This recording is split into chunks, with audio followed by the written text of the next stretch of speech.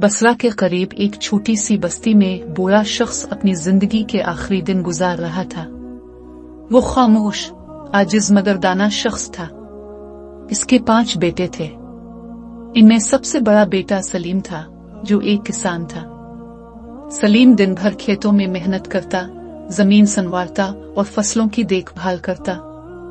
मगर वालिद की खिदमत करते हुए कभी कभी वो उकताहट महसूस करता और दिल ही दिल में सोचता कि ये जिम्मेदारी कब खत्म होगी। शाम को जब सलीम थका हारा लौटता तो इसका बूढ़ा बाप फहीम खामोशी से बेटे की थकन महसूस करता। फहीम के दिल में बेटे के लिए बेपनाह मोहब्बत थी, मगर वो कुछ कहे बगैर नजरें झुका लेता। कुछ अरसे बाद फहीम ने सलीम के रवैये में तब्दीली महसूस करना शुरू की। इससे लगने लगा कि सलीम अपनी थकन और जिम्मेदारियों के बोझ तले दब चुका है और शायद अब उसे लगने लगा है कि बूढ़ा बाप इसके लिए बोझ बन चुका है। सलीम का बदलता रवैया वालिद को परेशान करने लगा। वो अपनी जिंदगी के आखिरी दिन सुकून से गुजारना चाहता था, लेकिन सलीम की बेरुखी ने इसे गमगीन कर दिया। कुछ अरसे बाद फहीम ने सलीम को करीब बुलाया और कहा, बेटा, मुझे मालूम है कि तुम पर बोझ बढ़ गया है। फिक्र ना करो, मैं ज्यादा दिन तुम्हारे साथ नहीं रहूंगा। 2-3 दिन बाद मैं दूसरे बेटे के पास चला जाऊंगा। तुम अपनी जिंदगी पर ध्यान दो, मेरे लिए परेशान न होना। ये सुनकर सलीम कुछ देर खामोश रहा। दिल में नदामत की हल्की सी लहर उठी, मगर उसके होठों पर कोई नरमी न आई। चंद दिन बाद फहीम सलीम के घर से निकलकर दूसरे बेटे शाकिर के पास चला गया, जो एक कामयाब ताजिर था और मालो दौलत की कमी न थी। फहीम शाकिर के घर रहने लगा, लेकिन शाकिर का रवैया भी अफसोसनाक था। शाकिर के लिए इसका कारोबार ज्यादा अहम था और उसकी बीवी फहीम को हमेशा नजरअंदाज करती, बात करना भी गवारा न करती। फहीम दिन भर खामोशी से एक कोने में बैठा रहता, दिल में बेटों की बदलती मोहब्बत का गम लिए, मगर अपनी तकलीफ कभी जुबान पर न लाता। एक दिन शाकिर ने अपनी बीवी के कहने पर फहीम से कहा, बाबा, आपको मेरे कारोबार में मदद करनी चाहिए ताकि आपकी मौजूदगी का मुझे भी कुछ फायदा हो। यह सुनकर फहीम ने कुछ न कहा। इसकी झुकी हुई कमर, कमजोर हाथ और थका हुआ जिस्म गवाही दे रहे थे कि वो किसी काम के काबिल नहीं रहा, लेकिन इसने बेटे की बात का बुरा ना मनाया, क्योंकि वो जानता था कि शाकिर उसे सिर्फ एक जिम्मेदारी समझ रहा है, मोहब्बत नहीं। इसी रात फहीम की खांसी और दर्द भरी आवाजों से परेशान होकर शाकिर की बीवी ने कहा, ये बूढ़ा हमें और परेशान कर रहा है। उनके और भी बेटे हैं, वही जाकर रहे। शाकिर भी कमजोर निकला। उसने कहा, बाबा, अगर आप तंग हैं तो चले जाएं तीसरे बेटे के पास, मैं आपका इलाज करवा दूंगा, फिक्र न करें। इन बेरहम अल्फाज ने फहीम की रूह को चोट पहुंचाई, लेकिन वो खामोशी से तीसरे बेटे यार मोहम्मद के पास चला गया। यार मोहम्मद एक मेहनती किसान था जो खेतों में काम करता था। इसने वालिद का इज्जत से इस्तकबाल किया, मगर उसके पास वक्त की कमी थी। वो दिन भर खेतों में मसरूफ रहता और शाम को बीवी बच्चों के साथ वक्त गुजारता। फहीम की बीमारी और उदासी पर इसका ध्यान कम ही गया। यार मोहम्मद की बीवी अपने बच्चों को फहीम के पास बिठाकर कहती, खेलो उनके साथ। फहीम जो बीमारियों से लरज रहा था, ये मंजर देखकर गम में डूब जाता। फहीम की तबीयत मजीद खराब होने लगी और वो वहाँ से भी चल दिया।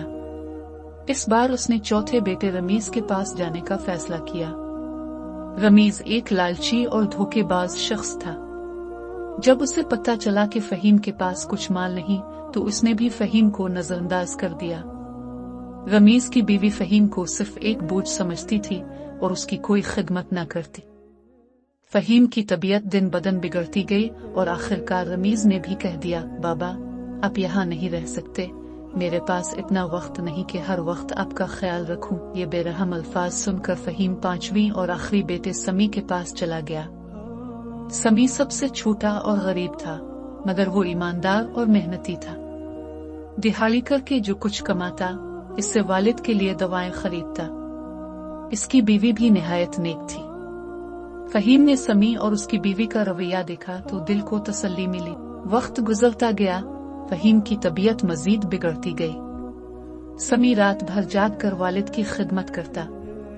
एक दिन फहीम ने कहा, बेटा, मेरे आखिरी दिन हैं, मेरी सांसें गिनी जा चुकी हैं, मगर अल्लाह तुम्हें हमेशा खुश रखे जैसे तुमने मेरी खिदमत की। समी रोते हुए बोला, बाबा अब हमसे जाने की बात ना करें। फहीम ने कहा, बेटा हर शख्स को फना होना है, मुझे अपने खालिक के पास जाना है। एक बात कहनी है, मेरे मरने के बाद तुम बसरा के गिल बाजार में मुराद नाम के एक शख्स के पास जाना।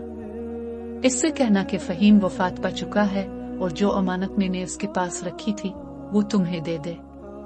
वो अमानत तुम्हारे लिए है, इसे अपने घर वालों की जिंदगी बेहतर बनाने के लिए इस्तेमाल करना, मगर किसी भाई को ना देना। और फहीम इस दुनिया से रुखसत हो गया। समी ने भाइयों को खबर दी। सब भाई जो कभी फहीम को बोझ समझते थे अब जनाजे में शरीक हुए। समी ने कहा, बाबा ने एक अमानत मेरे लिए छोड़ी थी और मैं समझता हूँ कि वो कोई कीमती चीज होगी, मगर मैं चाहता हूँ कि सबको इसमें हिस्सा मिले। भाइयों ने लालच में कहा, अमानत ले आओ और हमें बराबर का हिस्सा दो। समी बसरा जाकर अमानत लाया। जब संदूक खोला तो इसमें बाजार की कई दुकानें, जवाहरात और अशरफियां थीं। समी ने ईमानदारी का सबूत दिया, सबको हिस्सा दिया और अपना छोटा सा हिस्सा रखा। वक्त गुजरता गया मगर भाई एक करके तबाही का शिकार हो गए। किसी का कारोबार डूब गया, किसी ने चोरी की और जेल चला गया, किसी की दौलत मिट्टी हो गई। जबकि समी ने ईमानदारी और मेहनत से कारोबार शुरू किया और पूरे बाजार का मालिक बन गया। भाई अब इसके दर पर मदद के लिए आते और समी उनकी मदद करता। फिर वो दिन आया जब समी ने बसरा में एक बड़ा घर खरीदा और उसकी जिंदगी खुशहाल हो गई। मगर वो हर वक्त वालिद की याद में रो पड़ता कि आज मैं जहाँ हूँ वो उनकी दुआओं का नतीजा है। अल्लाह ताला उन्हें जन्नत में आला मकाम अता फरमाए। वक्त सबकी नियत का असली चेहरा दिखाता है। जो वफादार होता है किस्मत इसी का साथ देती है। मोहब्बत और इज्जत ही असली विरासत होती है।